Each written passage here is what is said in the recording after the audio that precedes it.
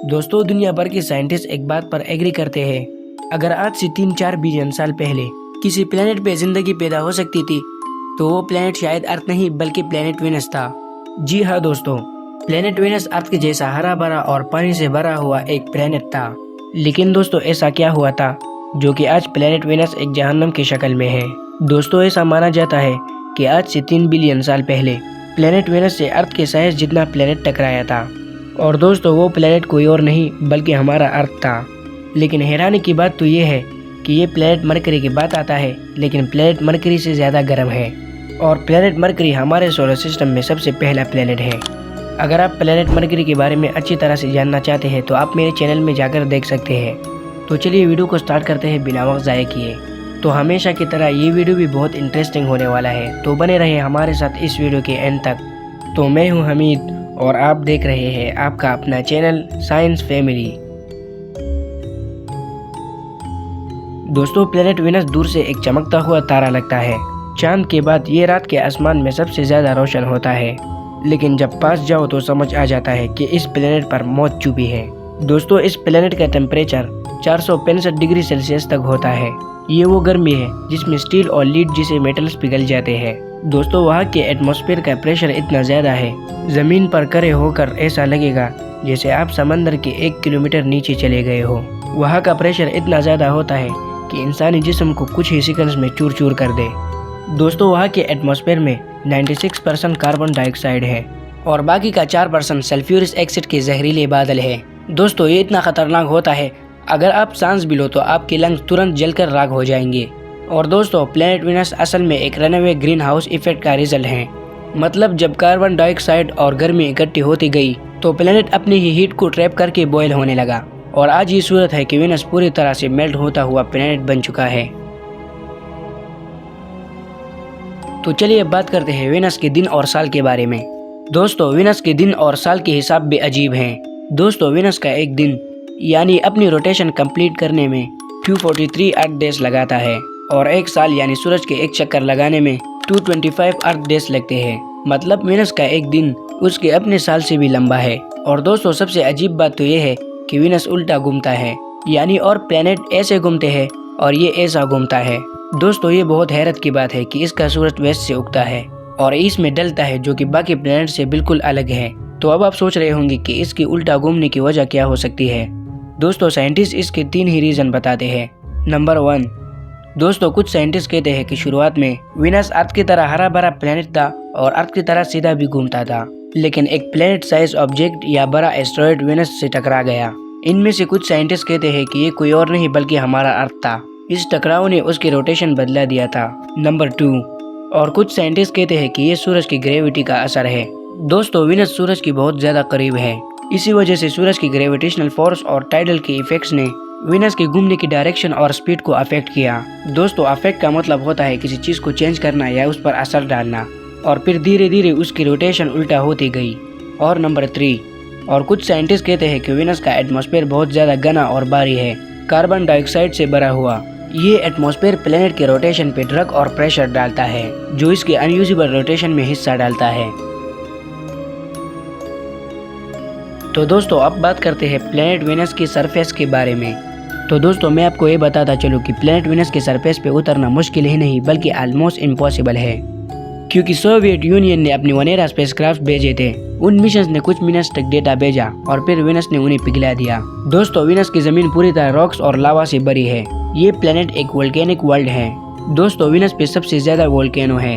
उनमें से Maxwell mountains सबसे ऊंचा पहाड़ है, जो हिमालय से भी बड़ा है।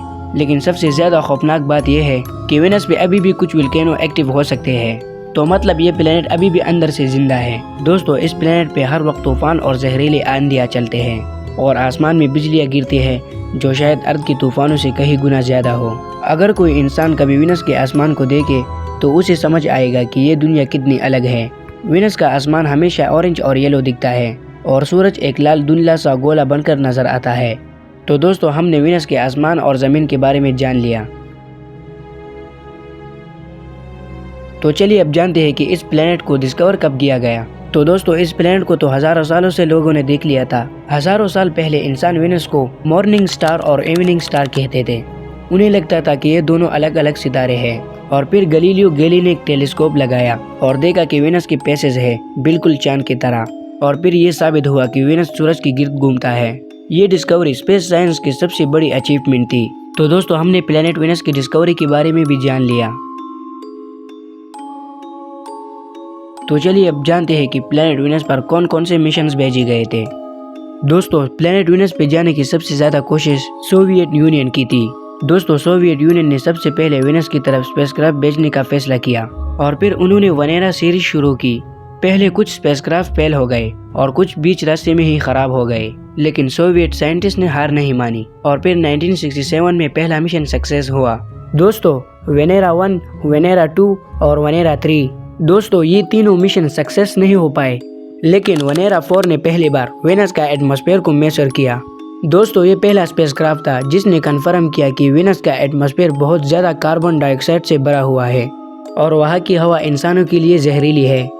लेकिन दोस्तों दुख की बात यह है कि वेनेरा 4 ज़्यादा देर तक नहीं टिक सका, क्योंकि वहाँ का एटमॉस्फेयर बहुत ज़्यादा मोटा है और 96% कार्बन डाइऑक्साइड है और वहाँ का टेम्परेचर 460 डिग्री सेल्सियस तक होता है, जो कि मेटल को आराम से पिघला देता है। लेकिन दोस्तों साइंटिस्ट को और भी जानना था। फिर उन्होंने 2 साल बाद यानी 1969 में वेनेरा 5 और वेनेरा 6 लॉन्च किया। तो ये दोनों मिशंस ने वीनस के एटमॉस्फेयर में सिग्नल्स भेजे और टेम्परेचर और प्रेशर का मेजरमेंट भी किया। लेकिन दोस्तों ये दोनों भी वीनस की सरफेस तक उतर नहीं सके और इनका सिग्नल्स एटमॉस्फेयर में ही ख़त्म हो गया। लेकिन दोस्तों साइंटिस्ट को सरफेस का एक्सट्रीम कंडीशन का पहला आइडिया मिला और दोस्तों फिर 1 साल बाद यानी 1970s में वेनेरा 7 लॉन्च हुआ। दोस्तों ये पहला मिशन था जो वीनस की ज़मीन पर सक्सेसफुल लैंड हुआ। दोस्तों ये सरफेस पर उतरा और इसने डायरेक्ट सिग्नल्स भेजे और फिर इसने 23 मिनट्स तक सर्वाइव किया और फिर वीनस की ज़मीन का एक हिस्सा बन गया और इसने हमें ये इम्प्लेक्शन दिया कि इंसान डायरेक्ट वीनस पर सर्वाइव नहीं कर सकते। दोस्तों और फिर ठीक 2 साल बाद यानी 1972 में वेनेरा 8 लॉन्च हुआ। दोस्तों ये भी सरफेस पर लैंड हुआ और 50 मिनट्स तक सर्वाइव भी किया। इसने एटमॉस्फेयर और सरफेस का डेटा भी भेजा और हमें ये भी पता चला कि सरफेस का कॉम्पोजिशन रॉकी और वोल्केनिक है। और दोस्तों फिर 3 साल बाद यानी 1975 में वेनेरा 9 और वेनेरा 10 लॉन्च हुआ। दोस्तों ये दोनों पहले स्पेसक्राफ्ट थे जिसने वीनस का ब्लैक एंड वाइट इमेजेस भेजे और एटमॉस्फेयर और प्रेशर का डिटेल्ड सर्वे भी किया और ये दोनों 65 मिनट्स तक सर्वाइव कर पाए। और दोस्तों फिर लॉन्च हुए 2 और मिशंस जिनका नाम था वेनेरा 11 और वेनेरा 12। ये दोनों मिशन सेफली सरफेस पर लैंड कर गए और फिर दोनों ने कन्फर्म किया कि वीनस का टेम्परेचर 465 सेल्सियस तक होता है और प्रेशर 90 बार है, यानी समंदर की 900 मीटर नीचे जितना। और उन्होंने हमें ये भी बताया कि वहाँ के एटमॉस्फेयर में 96% कार्बन डाइऑक्साइड है। दोनों ने ये भी प्रूव किया कि वीनस के क्लाउड्स में सल्फ्यूरिक एसिड और जहरीली गैसेज है। और फिर इसके ठीक 3 साल बाद 1981 में 2 और मिशंस लॉन्च हुए जिनका नाम था वेनेरा 13 और वेनेरा 14। इन दोनों का मिशन था वीनस के असली शक्ल को इंसानों को दिखाना। दोस्तों जब वेनेरा 13 सरफेस पर उतरा उसने एक ऐसा काम कर दिखाया जो पहले कभी किसी स्पेसक्राफ्ट ने नहीं किया था। उसने वीनस की कलरेड फोटोज भेज दी। वीनस का जमीन पथरीली थी, पत्थर बिखरे हुए, आसमान अंधेरा और धुंधला था जैसे शाम हो। दोस्तों वेनेरा 13 127 मिनट्स तक सर्वाइव कर पाया और वेनेरा 14 57 मिनट्स तक सर्वाइव कर पाया। और फिर इनके ठीक 2 साल बाद वेनेरा सीरीज का लास्ट 2 मिशंस भेजे गए। दोनों ने एक ही काम किया, वीनस के एटमॉस्फेयर के ट्राउट रेडार ने इमेजेस ली और पूरे नॉर्थर्न हेमिस्फीयर का नक्शा बनाया। दोनों ने मिलकर वीनस का 25% मैप बनाया। रेडार इमेजेस से साइंटिस्ट को वीनस के माउंटेन्स, प्लेन्स और वोल्केनिक फ्यूचर्स का डिटेल्ड नक्शा मिला। ये डेटा बाद में अमेरिकन मेजेलियन स्पेसक्राफ्ट के लिए भी फाउंडेशन बना। दोस्तों वेनेरा सीरीज के मिशंस तो खत्म हो गए, लेकिन बाद में नासा ने वीनस पर बहुत मिशंस भेजे थे। तो और मिशंस पर हम कोई और वीडियो में डिस्कस कर लेंगे। तो दोस्तों हमने वेनेरा सीरीज की सारे मिशंस के राज जान लिए। तो चलिए अब जानते हैं कि वीनस पर लाइफ हो सकती है कि नहीं। तो दोस्तों वीनस के सरफेस पे लाइफ होना मुमकिन नहीं है, लेकिन ऊपर के एटमॉस्फेयर में जहाँ प्रेशर और टेम्परेचर ज़्यादा नॉर्मल है शायद माइक्रोस्कोपिक लाइफ हो सकती है, यानी छोटी छोटी जिंदगियाँ।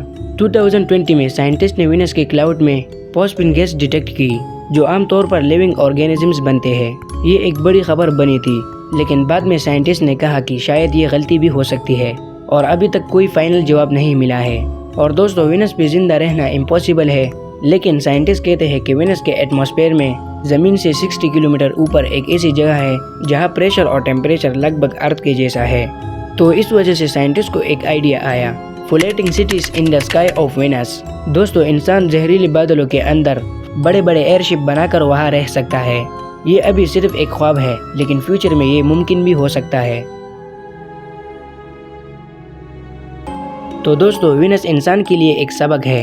ये प्लेनेट शायद कभी हरा भरा था और यहाँ समंदर भी थे, लेकिन गर्मी और ग्रीन हाउस की गैसेस ने इसे जहन्नम बना दिया।